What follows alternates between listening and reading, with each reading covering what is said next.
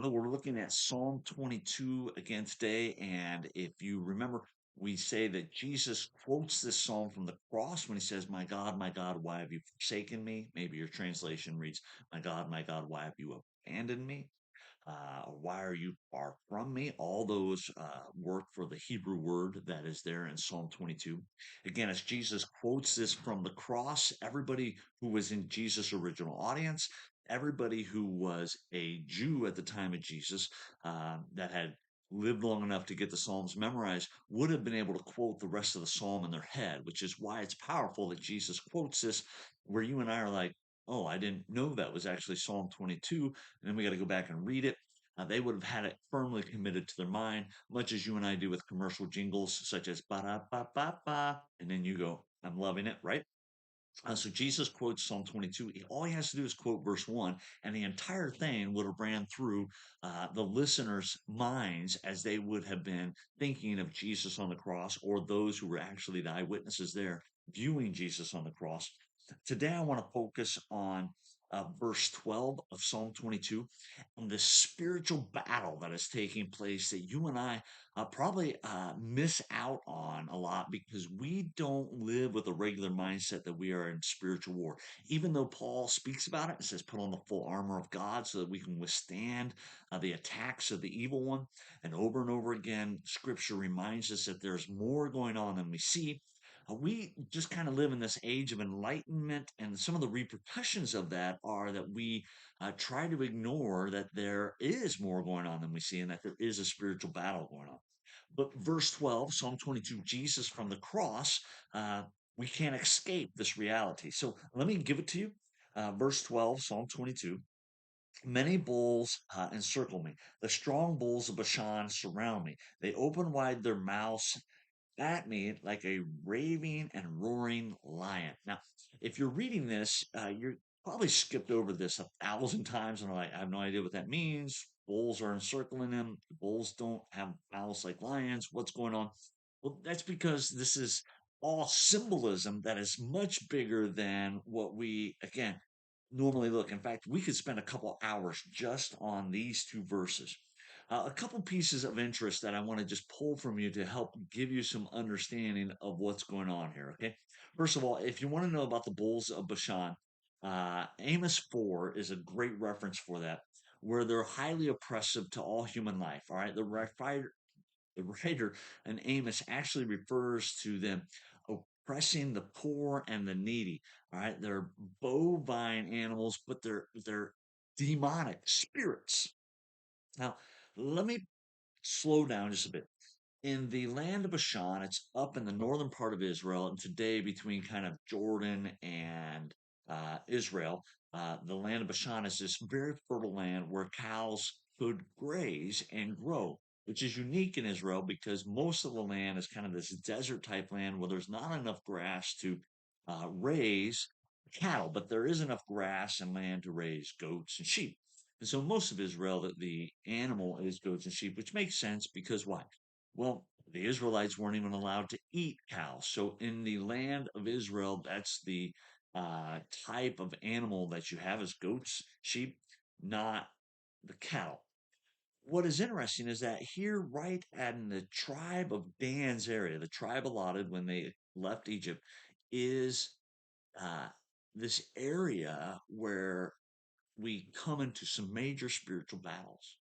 In fact, Dan is giving it with this idea that they're going to take it from, all right, these mighty giants, this area where their spiritual warfare goes on. So the bulls of Bashan are literally this idea that this is the demonic realm where the bulls worship. Now, if you're like, hey, I don't know much about the history of worship of bulls, well, you probably know more than you think you do. Let me give you a couple examples. The first idol made as the Israelites exit Egypt is what? It is a bull of Bashan, right? And so the first idol that the Israelites all come and go, hey, let's worship this is bull, right? They make the cow, Aaron makes the cow. The second thing that you might already know is we still kind of have this image around. We call it a bull market, or what we refer to today as great financial security or material wealth. The symbol represented is a bull.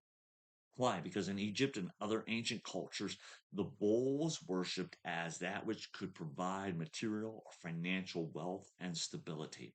In fact, what we see is that Jeroboam, one of the kings of Israel, goes up north as he splits from Judea. And now we have two kingdoms, and he makes an idol to a bull in Tel Dan and one in Tel Bethel.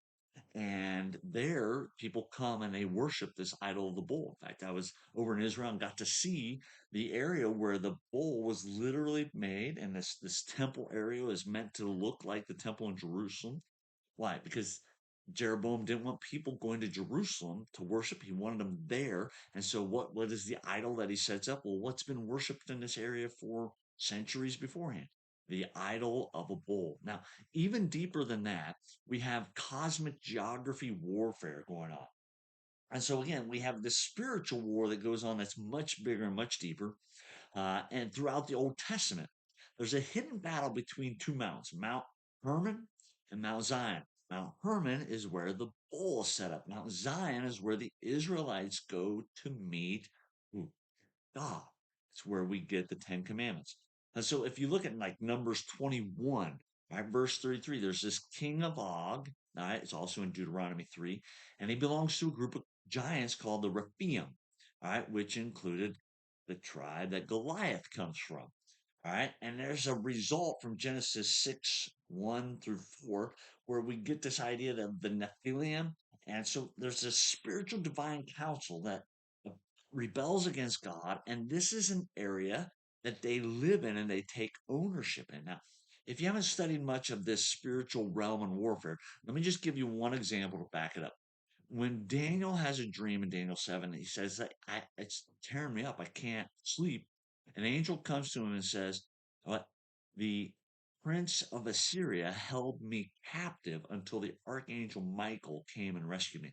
Why? Because geographic areas had certain angels or demons that were to watch over them. And so, what we see in Psalm 22, without chasing that rabbit anymore, is this great spiritual warfare where you see the bulls of Bashan, which represent demonic powers and spiritual warfare. Verse 13, open wide their mouth at me like raving and roaring lions. Great what? The demons are gathering around the cross, celebrating. They think they've won. They're tearing at God here, declaring, we've got victory. They're celebrating. The bulls of Bashan, the enemies, those who think what? Material wealth, everything financially is what we live for, are all celebrating there at the foot of the cross because they finally beat God. Like verse 14 continues, poured out like water.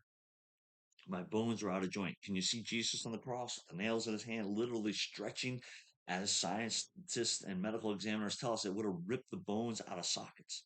My heart is like wax, it's melted within my breast. Verse 15, my mouth is dried up like a pot shard. My tongue sticks to the roof of my jaw, right? And this idea that Jesus, remember, the Gospels all record Jesus saying, I'm thirsty. Verse 16, for dogs circle around me. The company of evildoers encircles me. You see the demons dancing around the cross, that other world that we can't see.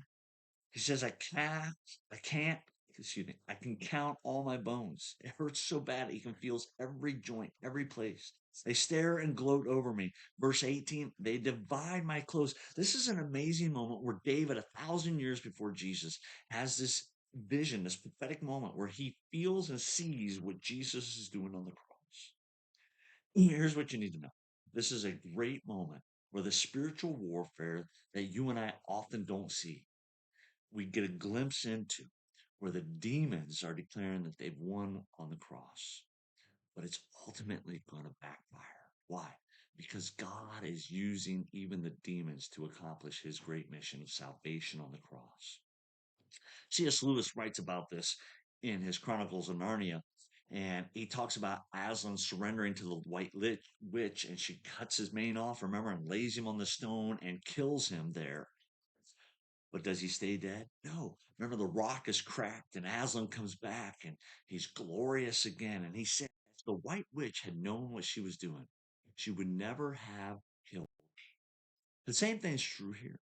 If the demons, the bulls of Bashan, The divine council which rebels against God, if they had known what they were doing, they would never have put Jesus on the cross. Because what? The symbol of defeat becomes the ultimate symbol of God's victory. And so you and I today, we don't need to live in fear of demons, or we don't need to live in fear of demonic attack. Why? Because you and I worship a living God who has defeated Satan on the cross.